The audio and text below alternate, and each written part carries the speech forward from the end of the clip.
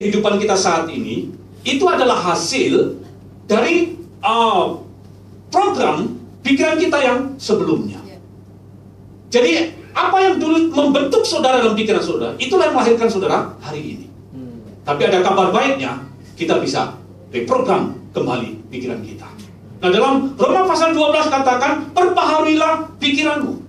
Jadi kita perlu memperbarui perkataan, memperbarui di situ dalam terjemahan dari berasal dalam bahasa asing kata metamorfo, boleh ditampilkan. Metamorfo itu artinya adalah to change atau to transform. Nah, perkataan metamorfo ini dipakai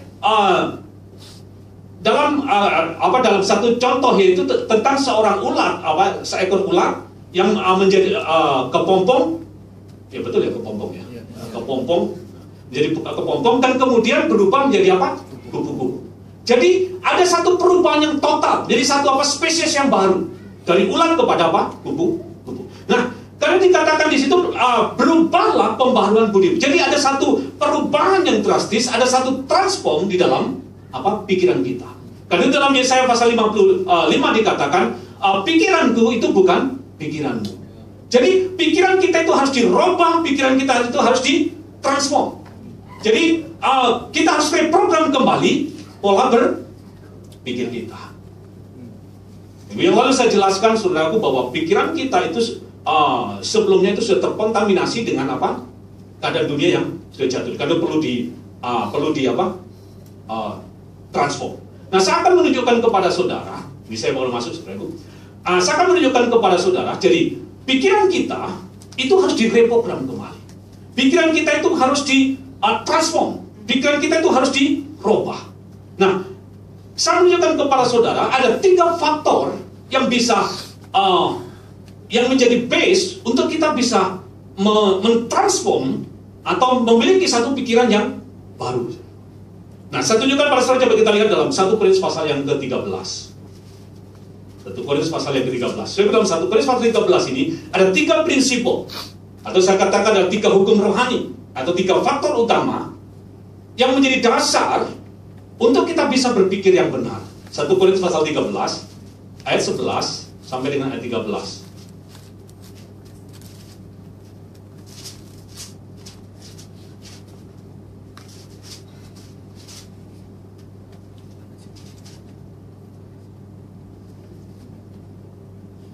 Satu Korintus pasal 13 ayat 11 sampai dengan ayat 13. Saya baca dengan ganjil, sudah baca yang ke-6. Ketika aku kanak-kanak, aku berkata-kata seperti kanak-kanak. Aku merasa seperti kanak-kanak. Sebenarnya dalam terjemahan bahasa Inggris itu adalah aku memahami atau mengerti, understanding. Seperti kanak-kanak, aku berpikir juga seperti kanak-kanak. Sekarang sesudah aku menjadi dewasa, aku meninggalkan sifat kanak-kanak itu. Karena sekarang kita melihat dalam cermin suatu gambaran yang samar-samar, tapi nanti kita akan melihat muka dengan muka.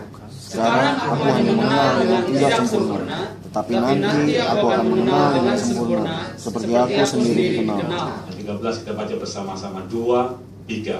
Demikian tinggal 3 hal ini, yaitu iman, pengharapan, dan kasih. Dan yang paling besar di antaranya ialah kasih. Maksudnya di situ ada 3 hal yang besar, yaitu iman, pengharapan, dan kasih. Dan yang terbesar itu adalah kasih. Nah, jadi dikatakan di situ 3 hal ini adalah 3 hal yang besar, tapi yang terbesar itu adalah kasih. Artinya begini, saudara, kasih itu adalah prinsip yang terutama. Nah, jadi saya ingin jelaskan pada saudara ada 3 faktor yang kita bisa memiliki pikiran yang benar.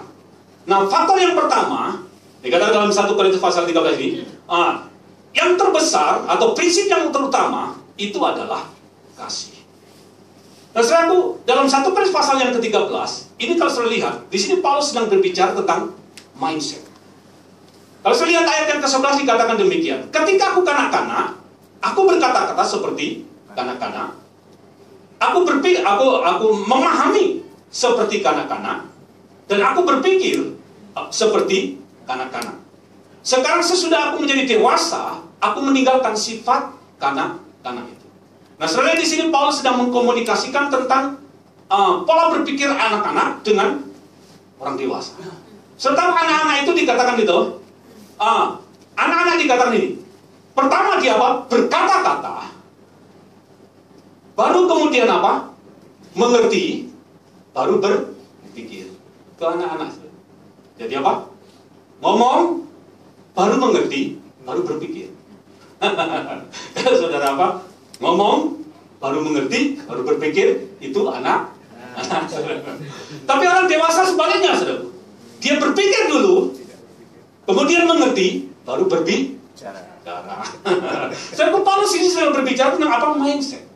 Jadi dikatakan di sini bahwa waktu kanak-kanak aku berbicara seperti kanak-kanak, aku memahami seperti kanak-kanak, dan aku berpikir seperti kanak-kanak. Tetapi ketika aku dewasa, aku meninggalkan sifat kanak-kanak itu. Nah, pola berpikir kita ada 3 faktor yang bisa mempengaruhi apa? Cara berpikir kita. Bagaimana kita bisa berpikir yang benar. Nah, faktor yang pertama, Paulus dikatakan, yang terbesar dari yang besar itu adalah kasih. Jadi prinsip yang pertama, prinsip yang utama itu adalah kasih. Saudara, prinsip yang pertama itulah. Nah, kita akan bisa berpikir benar atau kita bisa berpikir yang jernih kalau kita tahu bahwa kita ini dikasihi Allah. Saudara akan bisa berpikir yang benar kalau kita tahu bahwa kita ini dikasihi. Saya memberikan satu ilustrasi. Ketika seorang suami berpikir kalau istrinya itu tidak mengasihi dia, maka keluarga itu nggak akan bisa apa? Jalan. Atau sebaliknya, kalau seorang istri nggak tahu kalau dia itu dikasihi oleh suaminya, maka keluarga itu juga akan apa? Gagal. Karena itu kasih itu perlu diketahui. Nah, ketika kita mengetahui kasih Allah, maka kita akan bisa berpikir dengan benar. Seorang anak perlu tahu kalau orang tuanya apa? Mengasihi. Kasih itu harus diketahui. Kasih itu harus diekspresikan. Nah, kasih yang nggak diekspresikan itu sebenarnya apa? Nggak berguna. Seringkali saya sebagai orang Indonesia, atau pria Indonesia, seringkali kita ini berkata, pantang untuk kita apa? Ekspresikan apa? Kasih. Gitu. Jadi kita merasa apa? Saru. Dan itu istri saya seringkali ngomong gitu, say I love you. Say I love you. Jadi seringkali kita itu kadang-kadang kita berpikir, saya juga berpikir, dari tindakan saya kamu sudah tahu. Dan kalau kita berpikir tindakan kita bisa dinilai, dia akan berpikir gini, kamu nolong saya, kamu juga bisa nolong orang lain. Kamu berbuat baik dengan saya, kamu juga berbuat baik dengan orang lain. Jadi kasih itu harus diungkapkan, harus diekspresikan, bukan diminta ditafsirkan. Oh, yes. Jadi dalam 1 kali dikatakan, prinsip yang utama itu adalah kasih. Kita harus mengetahui kasih Allah. Jadi kasih itu harus kita. Ketika kita mengetahui bahwa Allah mengasihi kita, maka saudara akan bisa berpikir dengan benar. Jadi pertama, saudara tahu kasih Allah. Dan kasih Allah ini perlu kita ketahui, saudara. Setahu Tuhan mengekspresikan kasihnya. Kalau saya lihat, saudara, Tuhan mengekspresikan kasihnya itu dinyatakan ketika dia menyerahkan nyawanya untuk kita. Dalam Yohanes pasal yang 15, coba, bahwa Tuhan itu, kasih Tuhan itu diekspresikan. Yohanes pasal yang 15, ayat yang ke-12 dan 13. Yang pertama, saudara perlu tahu kasih Allah. Ketika saudara memahami, saudara mengerti, saudara mengetahui bahwa saudara dikasihi oleh Allah, saudara bisa berpikir dengan benar. Kalau kita belum tahu kasih Allah, kita akan sulit untuk berpikir dengan benar. Dalam Yohanes pasal yang 15, kasih Allah itu diekspresikan dengan mampu memberikan nyawanya kepada kita. Yohanes pasal yang 15, ayat yang ke-12 dan ayat yang ke-13. Yohanes pasal 15 ayat 12 dan ayat 13. Inilah perintahku, yaitu supaya kamu saling mengasihi seperti aku telah mengasihi kamu. Tidak ada kasih yang lebih besar daripada kasih seorang yang memberikan nyawanya untuk sahabat-sahabatnya. Selaku kasih Tuhan itu diekspresikan, Yesus mengasihi kita itu diwujudkan atau dinyatakan ketika Dia menyerahkan nyawanya untuk kita. Dalam Yohanes pasal 3 ayat 16 dikatakan demikian, karena begitu besar kasih Allah akan dunia ini sehingga diberikan Anak yang tunggal supaya barang siapa percaya kepada Dia tidak binasa tapi beroleh hidup yang kekal. Sebab kasih Allah itu diekspresikan, ditunjukkan, dinyatakan ketika Dia menyerahkan nyawanya untuk kita. Sebab Yesus menyerahkan nyawanya bukan karena kita patut untuk menerima penebusannya atau pengorbanannya. Yesus menyerahkan nyawanya bukan karena kita baik. Sebab kalau seorang mati untuk seseorang yang baik itu sesuatu yang apa? Biasa. Tetapi dikatakan di situ Yesus itu menyerahkan nyawanya bukan karena kita baik. Dalam Roma pasal yang kelima dikatakan Dia menunjukkan kasihnya, Yesus mati ketika kita dalam keadaan yang berdosa. Jadi Tuhan menyerahkan nyawanya ketika kita dalam keadaan yang berdosa. Jadi Yesus menyerahkan nyawanya karena apa? Bukan karena kita baik, bukan karena kita patut, tetapi karena Dia mengasihi kita. Sebab Allah itu mengasihi kita. Nah, kalau kita tahu bahwa Allah itu mengasihi kita, kita bisa berpikir dengan benar. Dan saya mau katakan pada saudara, kalau saudara tahu bahwa Tuhan itu mengasihi kita, saudara nggak akan takut dalam menghadapi apa? Kehidupan ini. Sebab kita ini dikasihi oleh Allah. Coba katakan sebelah kanan sebelah kiri, Tuhan mengasihi saya. Tuhan mengasihi saya. Saudaraku, pertama saudara harus tahu bahwa Allah mengasihi kita. Ketika saudara tahu bahwa Allah mengasihi kita, saudara akan bisa berpikir dengan benar. Saudara akan bisa berpikir yang positif. Kalau kita tidak tahu bahwa Tuhan mengasihi kita, saudaraku, kita akan bisa berpikir yang positif. Tapi sebaliknya dalam kehidupan ini, kita akan selalu berpikir yang apa? Negatif. Nah, karena itu sangat penting saudara. Pertama saudara tahu, dalam 1 Korintus pasal yang ke-13 tadi dikatakan, yang terutama, prinsip yang pertama, itu adalah kasih. Saudara perlu tahu bahwa Tuhan mengasihi kita. Nah, ketika kita tahu Tuhan mengasihi kita, saudara akan berpikir yang positif. Saudara akan memiliki satu kehidupan yang apa? Yang optimis. Bahkan saudara nggak akan takut dalam menghadapi apa? Kehidupan ini. Karena kita tahu bahwa Tuhan mengasihi kita. Kesadaran akan pemahaman kasih Tuhan itu sangat penting dalam hidup kita. Tuhan mengasihi kita. Tidak peduli dengan apa yang terjadi dengan keadaan saudara atau apa yang terjadi di sekeliling saudara. Tetapi yang kita perlu tahu bahwa Tuhan mengasihi kita. Kalau kita tahu bahwa Tuhan mengasihi kita, kita nggak takut dengan apapun. Kalau saudara tahu dalam Mazmur pasal 127, ini sering kali kalau saudara memahami, saudara renungkan itu Mazmur 127 akan begini. Kamu nggak perlu sia-sia kamu bangun pagi sampai jauh malam, tapi itu disediakan bagi apa? Mereka yang dicintainya pada waktu istirahat. Saudaraku, kalau kita dicintai Tuhan, saudaraku, kita nggak takut dengan apapun juga. Kita nggak takut dengan apapun yang disebut dengan apa? Krisis ataupun keperluan atau kebutuhan hidup kita. Kita nggak perlu apa? Takut, saudara. Kita nggak akan takut dengan apa yang kita perlukan, apa yang kita butuhkan. Karena Tuhan mengasihi kita. Saya merenungkan, saudara. Ketika saya memahami betapa Tuhan mengasihi saya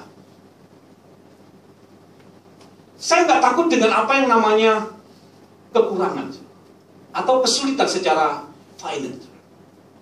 Saudara, kalau saudara membayangkan bahwa Tuhan mengasihi saudara, ada satu ayat dalam kitab Roma dikatakan demikian. Kalau Dia yang tidak menyayangkan anaknya sendiri, atau Dia kalau Dia merelakan, Dia memberikan anaknya untuk kita, apalagi yang lainnya. Saudara, ketika saudara memahami itu, kalau Bapa Dia rela memberikan anaknya yang tunggal untuk sebagai satu ekspresi bahwa Dia mengasihi kita, apalagi yang lainnya. Kalau kita memahami tentang kasih Allah, saudara, kita akan bisa berpikir yang positif dalam kehidupan ini. Kita akan menjadi orang-orang yang optimis, orang-orang yang nggak takut dengan apa menghadapi situasi atau kehidupan yang ada di dalam dunia ini. Itu sangat penting saudara apa? Mengenal kasih Tuhan itu.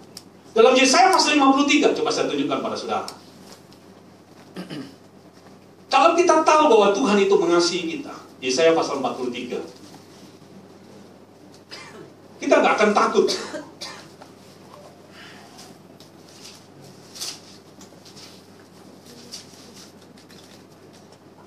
Yesaya pasal 43, coba kita baca saja 1 sampai dengan ayat 5. Saudara lihat di sini, kalau Tuhan mengasihi kita, Yesaya pasal 43, 1 sampai dengan 5. Saya baca, ganti saudara baca yang kena. Yesaya pasal 43, 1 sampai dengan 5. Tetapi sekarang beginilah firman Tuhan yang menciptakan engkau, hai Yakub, yang membentuk engkau, hai Israel. Janganlah takut, sebab aku telah menebus engkau. Aku telah memanggil engkau dengan namamu, dan engkau ini adalah kepunyaanku. Apabila engkau menyeberang melalui air, aku akan menyertai engkau, atau melalui sungai-sungai, engkau tidak akan dihanyutkan. Apabila engkau berjalan melalui api, engkau tidak akan dihanguskan. Nyala api tidak akan membakar engkau. Sebab akulah Tuhan Allahmu yang Maha Kudus, Allah Israel, juru selamatmu. Aku menebus engkau dengan Mesir, dan memberikan Ethiopia dan Seba sebagai gantimu. Oleh karena engkau berharga di mataku dan mulia, dan aku ini mengasihi engkau, maka aku memberikan manusia sebagai gantimu, dan bangsa-bangsa sebagai ganti nyawamu. Amen. Ayat 1 sampai dengan 4. Nah, saudara lihat di sini dalam Yesaya pasal 43, ayat yang keempat, lihat kuncinya situ. Oleh karena engkau berharga di mataku dan mulia, dan dan aku ini mengasihi engkau, maka aku memberikan manusia sebagai gantimu dan bangsa-bangsa sebagai ganti nyawamu. Ayat yang pertama dikatakan, janganlah engkau takut. Ketika engkau melewati air, aku akan menyertai engkau. Dan ketika engkau melalui sungai, sungai tidak akan menghanyutkan engkau. Dan apabila engkau berjalan melalui api, engkau tidak akan dihanguskan. Dan bahkan dikatakan nyala api tidak akan membakar engkau. Sebab Tuhan mengasihi kita. Apapun yang terjadi di sekeliling saudara, saya mau katakan kepada saudara, Tuhan mengasihi kita. Tuhan mengasihi kita. Nah, ketika kita mengerti bahwa Tuhan mengasihi kita, saudara tidak akan takut dengan penderitaan, dengan kesulitan, dengan kesengsaraan yang mungkin sedang terjadi di sekeliling saudara. Yang kita perlu tahu bahwa Tuhan mengasihi kita. Dikatakan di situ, air tidak akan menghanyutkan engkau, bahkan nyala api tidak akan membakar engkau. Saudara, Tuhan mengasihi kita. Dan Paulus di situ mengekspresikan lebih baik dalam Roma pasal yang ke-8. Coba kita lihat. Roma pasal yang ke-8. Coba Tuhan itu mengasihi kita.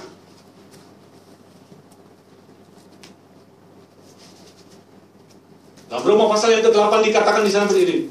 Apa itu penderitaan?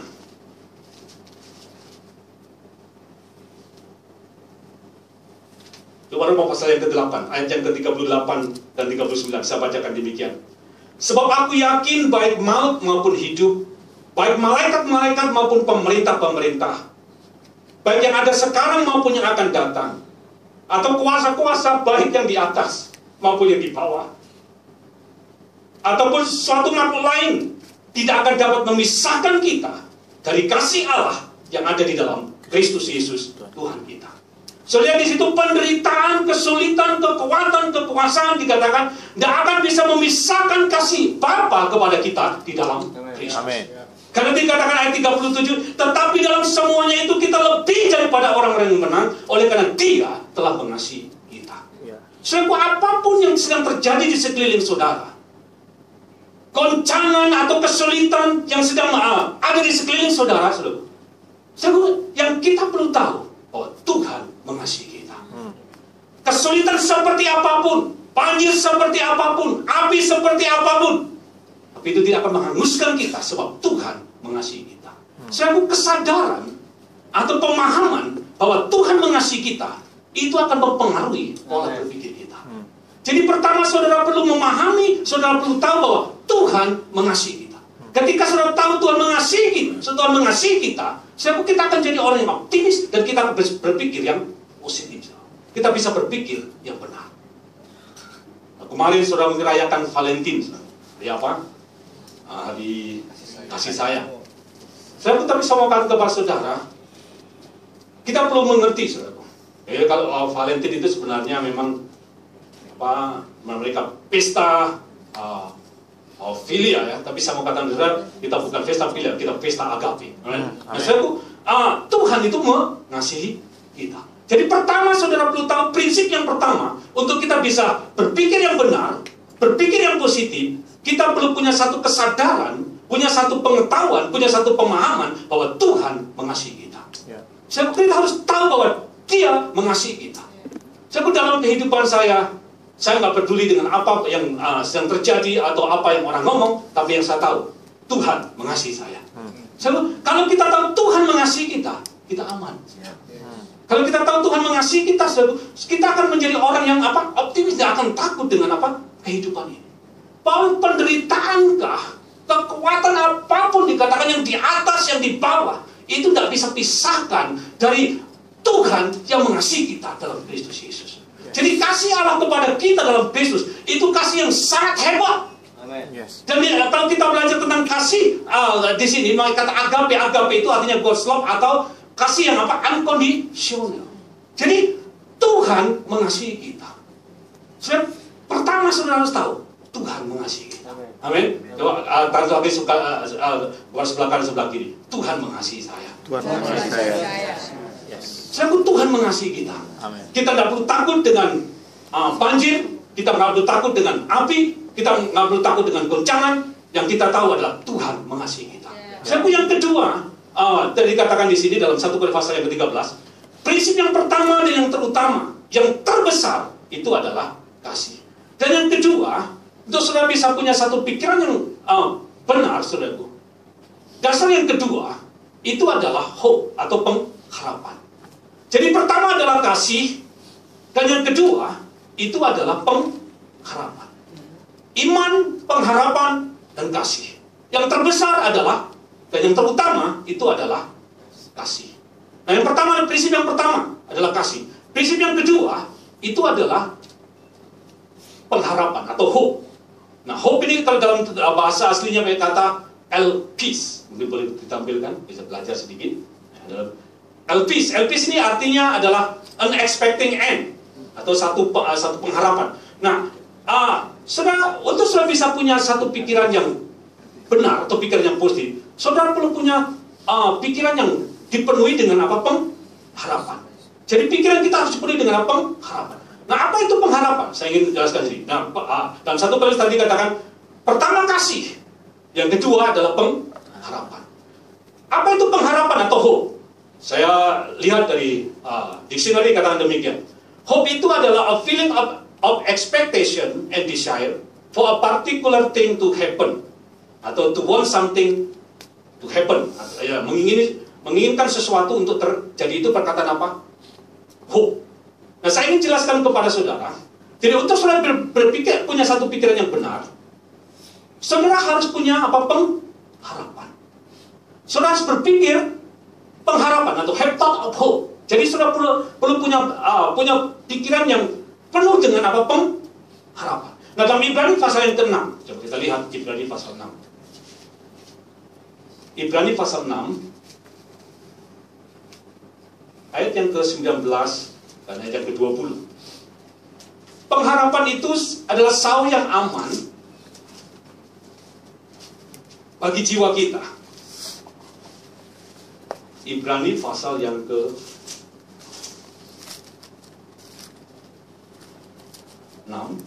ayat yang ke-19. Saya bacakan demikian. Pengharapan itu adalah saung yang kuat dan aman bagi jiwa kita, yang telah dilakukan sampai ke belakang tabir, di mana Yesus telah masuk sebagai perintis bagi kita, ketika Ia menurut peraturan Melkisedek menjadi imam besar sampai selama-lamanya. Jadi katakan di situ pengharapan itu adalah saung yang kuat dan aman bagi jiwa kita. Perkataan kuat di situ dalam bahasa aslinya kata bebaios atau firm atau stable atau steadfast.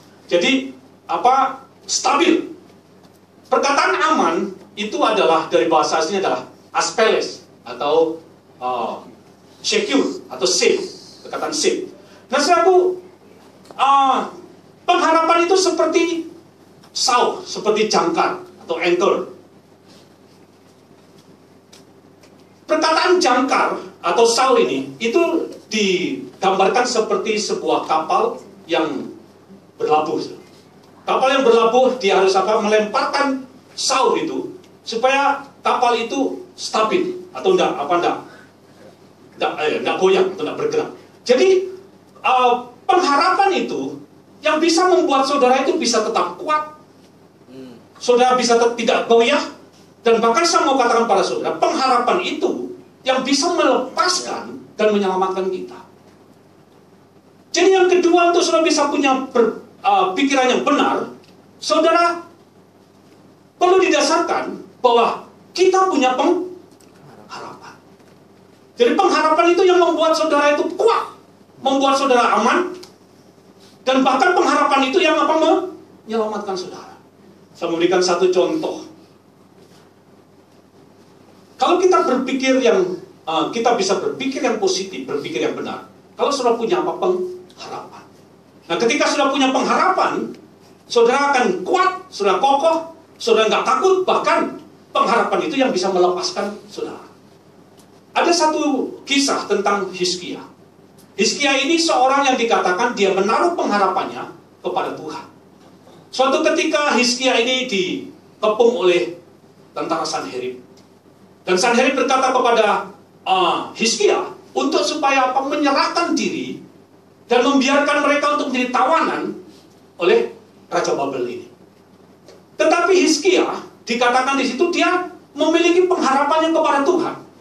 Karena itu Sanherib berkata kepada pengikut-pengikut daripada Hizkia, mereka berkata demikian, janganlah kamu percaya dengan apa yang dikatakan oleh Hizkia.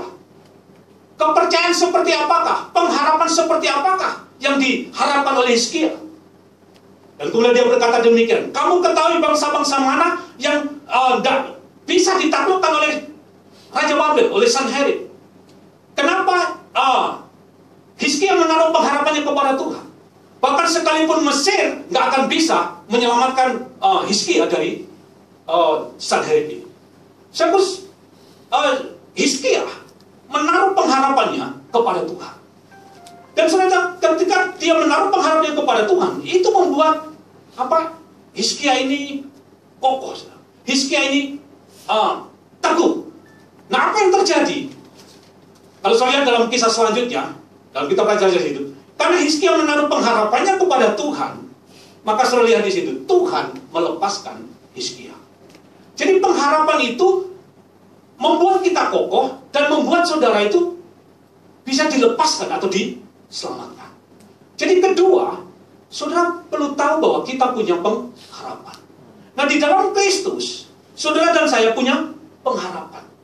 Bahkan, saudara, di dalam Kristus, kita ini hidup penuh dengan pengharapan. Coba kita lihat 1 Petrus pasal pertama. 1 Petrus pasal yang pertama. Ayat yang ketiga.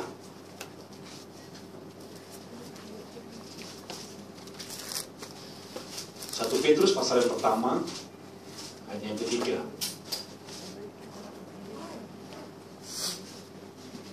Dikatakan demikian, terpujilah Allah dan Bapa Tuhan kita Yesus Kristus, yang karena rahmatnya yang besar telah melahirkan kita kembali oleh kebangkitan Yesus Kristus dari antara orang mati kepada suatu hidup yang penuh pengharapan. Dikatakan demikian bahwa kita dilahirkan ke dalam satu hidup yang penuh dengan pengharapan. Jadi kita dilahirkan ke dalam satu hidup yang penuh dengan pengharapan. Kita dilahirkan dalam satu kehidupan yang cerah.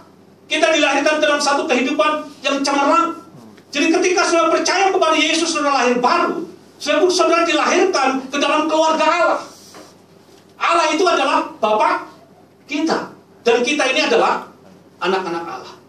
Nah, saudara bayangkan dalam 1 Tesalonika kita dilahirkan ke dalam hidup yang penuh dengan pengharapan.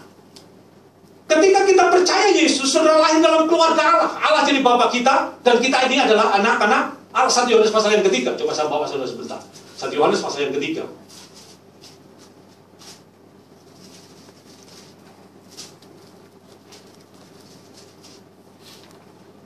Kita dilahirkan ke dalam keluarga Allah. Allah adalah adalah Bapa dan kita adalah anak. Dalam 1 Yohanes pasal yang ketiga, di sini diperjelas demikian. Bahwa kita adalah anak. Coba lihat ayat 1 Yohanes pasal ketiga yang pertama. Kita baca bersama-sama. 2, 3. Lihatlah betapa besar kasih yang dikaruniakan Bapa kepada kita, sehingga kita disebut anak-anak Allah. Dan memang kita adalah anak-anak Allah. Karena itu dunia tidak mengenal kita, sebab dunia tidak mengenal Dia. Selain di sini dikatakan, dan memang kita adalah anak-anak Allah. Waktu saya percaya kepada Yesus, sudah dilahirkan baru. Sudah dilahirkan ke dalam keluarga Allah. Allah adalah Bapa kita, dan kita adalah anak-anaknya. Saudara bayangkan, Allah yang menciptakan langit dan bumi, Allah yang punya emas dan perak, Allah yang memiliki segala sesuatu, itu adalah Bapa kita. Kita dilahirkan ke dalam keluarga, sebagai keluarga Allah. Kita dilahirkan ke dalam satu keluarga yang saya katakan maha kaya. Amin. Coba katakan sebelah kanan sebelah kiri, maha kaya. Amin. Allah itu adalah Bapa kita. Nah, saudara bayangkan, Dia adalah Bapa kita. Dan Bapa kita ini maha kaya. Nah, kalau saudara bayangkan bahwa Allah itu Bapa saudara, dan saudara lihat saudaraku, pekerja-pekerja di Bapa kita itu para malaikat. Saudara bayangkan, kita dilahirkan sebagai dalam keluarga Allah, yang pekerja-pekerjanya dari Bapa kita itu para malaikat. Kalau saudara baca dalam Ibrani pasal pertama ayat 14, malaikat itu adalah roh yang diutus untuk melayani orang-orang yang diselamatkan. Jadi malaikat-malaikat itu ditugaskan untuk apa? Melayani kita. Nah, saudara bayangkan, saudara lihat, saudara lahir dalam keluarga Allah, Allah adalah Bapa saudara, dan para malaikat itu ditugaskan untuk melayani kita. Saudara, Allah itu adalah Bapa kita. Dan Bapa kita itu maha kaya, saudara. Nah, saudara, Bapa kita itu kaya. Nah, kalau saudara mengerti ini, saudara, itu akan berubah hidup kita. Saudara bisa bayangkan, Allah Bapa kita. Setiap kali saya merenungkan bahwa Tuhan adalah Bapa saya, saudara, itu bisa rubah cara saya berpikir. Tadinya pikiran kita itu lemah. Tadinya pikiran kita itu negatif. Tadinya pikiran kita itu pesimis. Tapi ketika kita tahu Allah itu Bapa kita, ketika saya sadar Tuhan itu Bapa saya, itu berubah. Saudara, Allah Bapa kita. Dan Bapa kita itu maha kaya. Kita dilahirkan dalam satu keluarga yang maha kaya. Nah, saudara bayangkan, saudara, Allah itu Bapa kita. Karena itu Paulus menuliskan, coba saudara lihat, kalau saudara membaca kitab Efesus, itu rahasia yang luar biasa untuk kita.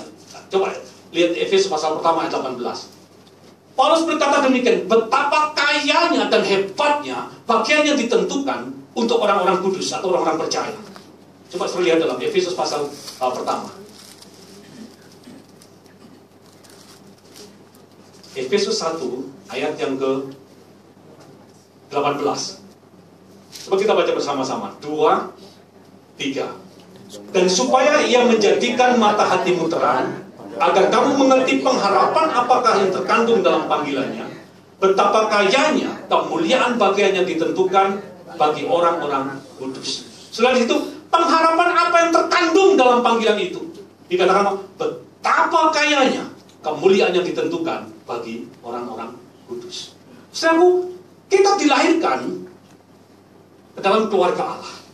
Dan Allah itu adalah Bapa kita. Dan Bapa kita itu maha kaya. Karena itu Paulus berkata betapa kayanya bagian yang ditentukan bagi orang-orang yang percaya. So, kita ini adalah anak-anak Allah. Allah itu Bapa kita. Apa yang Bapa punya, itu disediakan untuk anak-anaknya. Saudaraku, apa ada Bapa yang punya, itu disediakan untuk tetangga. Kecuali anak gampang. Apa namanya? Kecuali kepada istri piaraan. Saudaraku, seorang Bapa, apa yang Bapa punya, itu semua disediakan untuk anak-anaknya. Apa yang Bapa punya, itu kita punya. Nah, karena itu kalau sudah membaca dalam Galatia pasal yang keempat ayat yang ke-7, saudara, kita ini adalah ahli waris kerajaan Allah. Kita adalah ahli waris dari semua janji-janji Tuhan. Jadi semua janji-janji Tuhan itu disediakan untuk kita. Ya. Jadi kalau saudara melihat apa yang janji-janji Allah, itu semuanya adalah untuk kita. Semua disediakan untuk kita. Filipi pasal 4 ayat ke-19 dikatakan demikian, Allahku akan memenuhi segala kebutuhan dan keperluanmu menurut kekayaan dan kemuliaannya di dalam Kristus Yesus. Itu adalah untuk siapa? Kita. Jadi katakan dia akan memenuhi semua kebutuhan kita menurut kekayaannya di dalam Kristus Yesus. Saya pun janji itu untuk kita. Nah, kalau kita tahu janji itu untuk kita, kita nggak akan takut dengan krisis. Boleh terjadi krisis, kalau lihat sekarang ini sedang terjadi krisis di dunia ini. Yunani di Eropa sedang mengalami krisis. Indonesia, kurs rupiah terus anjlok. Indonesia ekonomis, kita percaya, kita berdoa ekonomi Indonesia bergulir. Nah, saudaraku, kalau kita tahu bahwa Tuhan itu Bapa kita, dan semua yang